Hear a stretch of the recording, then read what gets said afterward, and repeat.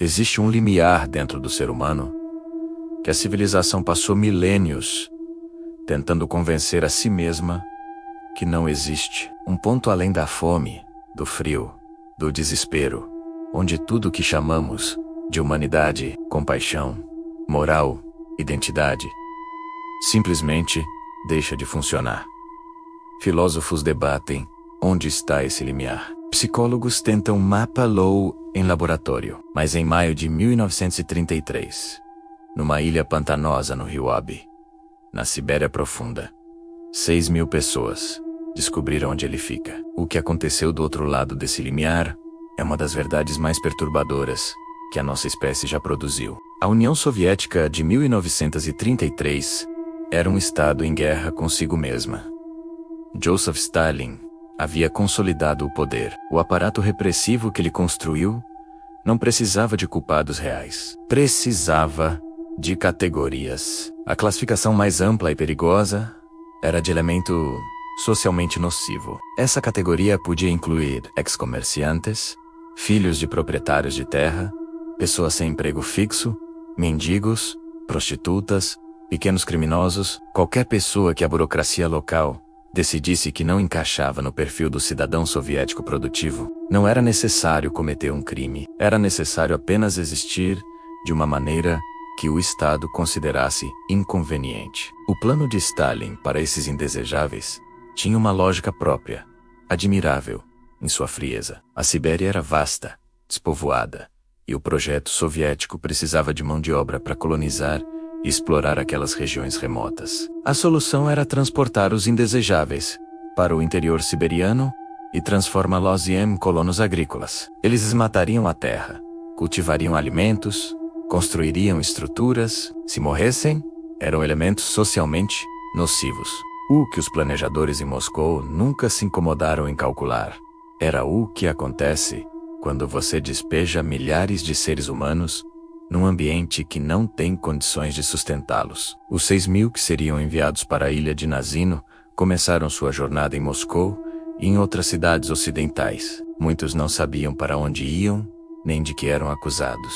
Foram empurrados para dentro de vagões de trem fechados. Os famosos vagões de gado, sem sanitários adequados, com alimentação mínima e irregular, sem informação sobre a duração da viagem. A viagem durou semanas. Dentro dos vagões, o ar ficava irrespirável pela combinação de corpos humanos, dejetos e doenças. Pessoas morreram dentro dos vagões. Os corpos eram retirados nas paradas e deixados para trás. E o trem continuava. Quando os trens chegaram à Sibéria Ocidental, os deportados foram transferidos para barcaças no rio Obi.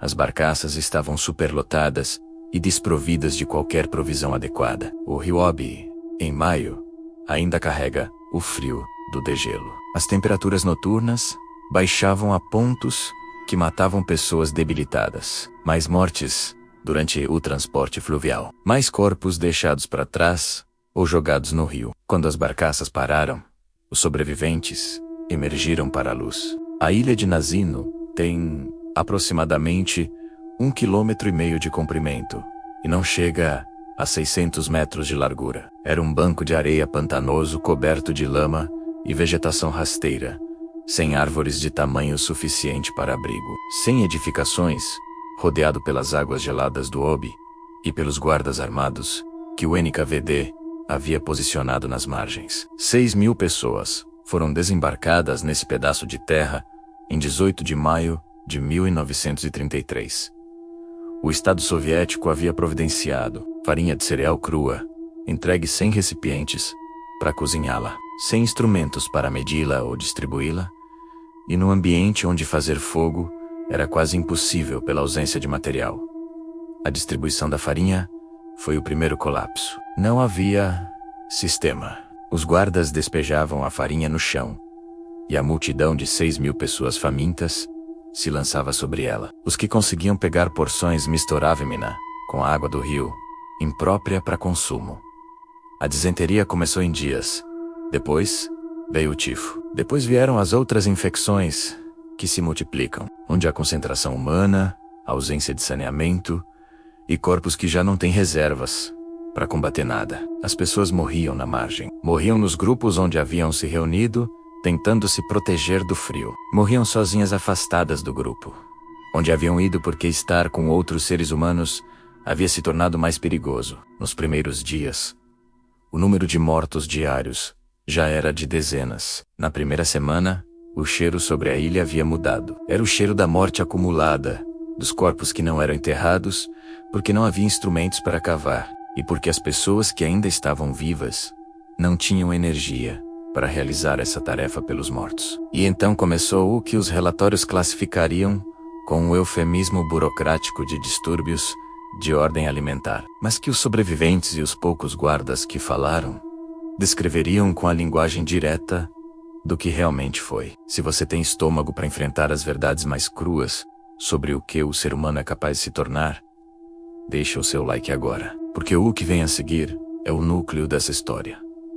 E ele não é para quem prefere que a realidade seja mais confortável. O canibalismo, na ilha de Nazino, não começou como um evento isolado, praticado por um indivíduo perturbado. Ele se desenvolveu como uma estratégia de sobrevivência que se espalhou porque o ambiente havia removido todas as outras opções. Os primeiros casos envolveram corpos de pessoas já mortas.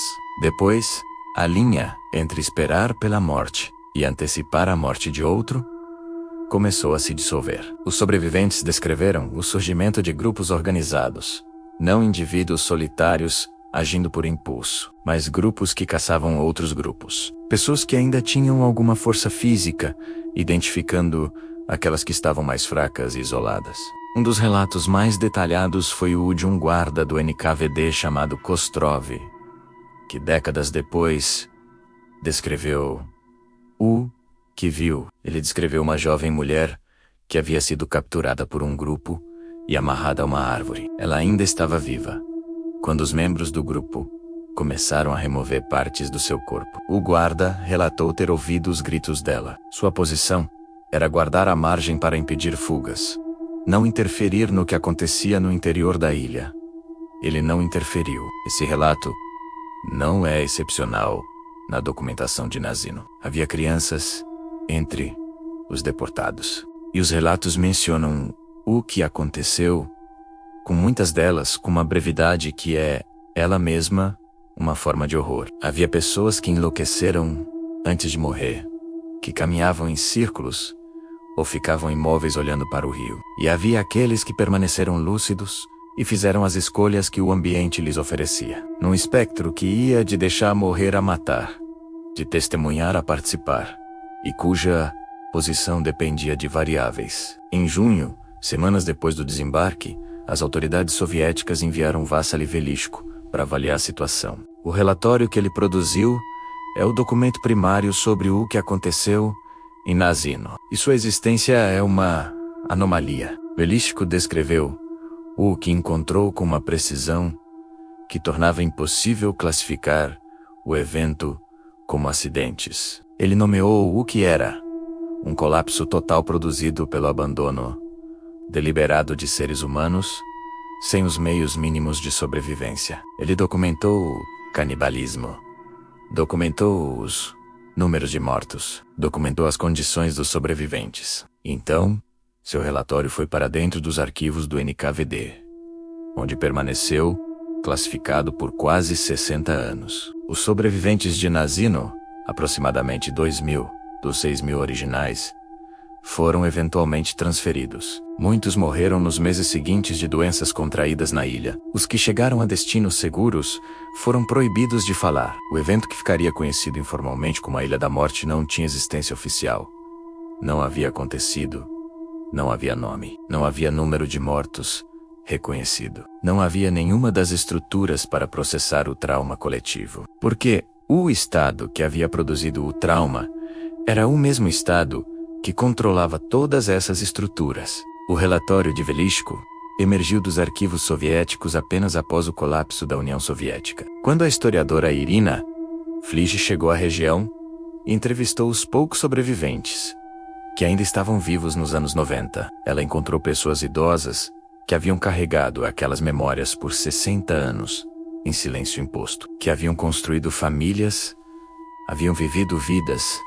Haviam acordado todas as manhãs com aquilo dentro delas. A ilha de Nazino não foi um acidente, foi o resultado direto de um sistema que processava seres humanos, comunidades administrativas, que transformava a burocracia da crueldade em rotina, ao ponto onde nenhum indivíduo precisava tomar a decisão de matar. A decisão estava distribuída em centenas de despachos, ordens de transferência, cotas de deportação e relatórios de transporte, onde a palavra morto aparecia entre estatísticas, da mesma forma que a palavra entregue. O canibalismo que emergiu na ilha não foi a parte mais sombria da história de Nazino. Foi a consequência visível e documentável de uma decisão muito mais abstrata, fria e deliberada, tomada muito longe daquela ilha por homens que nunca precisariam cheirar o ar daquele lugar. Isso é o que os sistemas totalitários fazem quando chegam à sua forma mais pura. Não transformam os algozes em monstros de maneira súbita e dramática.